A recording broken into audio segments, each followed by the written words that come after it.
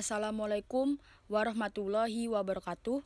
Saya Anida Haratunisa dan rekan saya Alika Fitonia. Kami dari Universitas Sriwijaya, Fakultas Keguruan dan Ilmu Pendidikan, jurusan Pendidikan Fisika.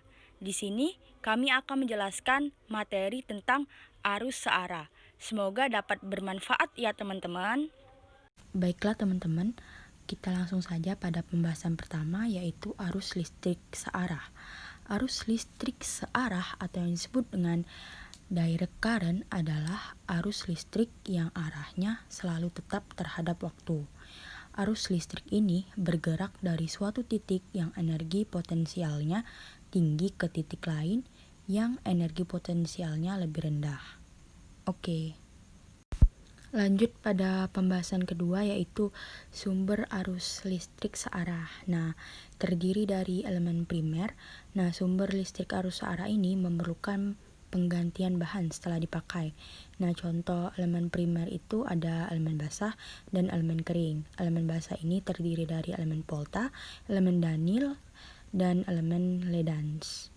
Nah, elemen kering itu batu baterai. Setelah itu ada elemen sekunder.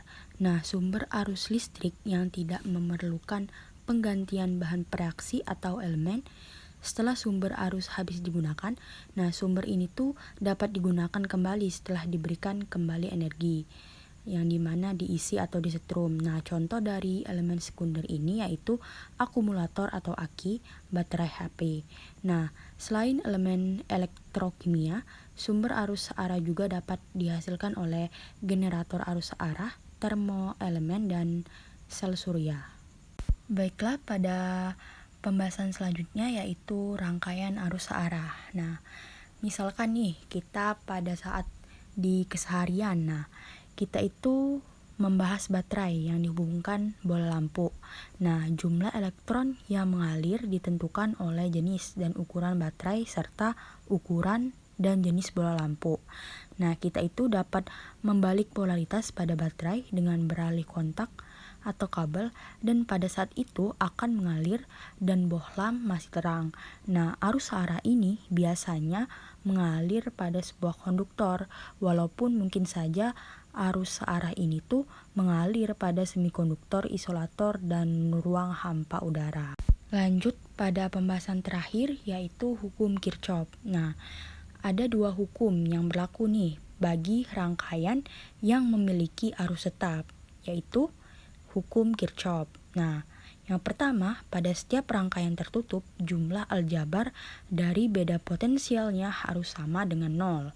Dan yang kedua, pada setiap titik percabangan jumlah arus yang masuk melalui titik tersebut sama dengan jumlah arus yang keluar dari titik tersebut. Oke. Kemudian ada hukum Kirchhoff 1 dan 2. Nah, hukum pertama Kirchhoff ini disebut juga hukum simpal. Nah, mengapa? Karena beda potensial di antara dua titik dalam suatu rangkaian pada keadaan tunak selalu konstan. Nah, hukum kedua Kirchhoff dikenal juga sebagai hukum percabangan. Nah, mengapa demikian? Nah, karena hukum ini tuh memenuhi hukum kekekalan muatan. Nah, hukum ini diperlukan untuk rangkaian multisimpal yang mengandung titik-titik percabangan ketika arus mulai terbagi. Nah, pada keadaan tunak tidak ada akumulasi muatan listrik pada setiap rangkaian. Nah, dengan demikian jumlah muatan yang masuk di setiap titik akan meninggalkan titik tersebut dengan jumlah yang sama. Baiklah teman-teman, itulah materi pada kali ini. Terima kasih telah menonton dan mohon maaf apabila terdapat kesalahan dan kekurangan pada video kali ini. Kami akhiri. Wassalamualaikum warahmatullahi wabarakatuh.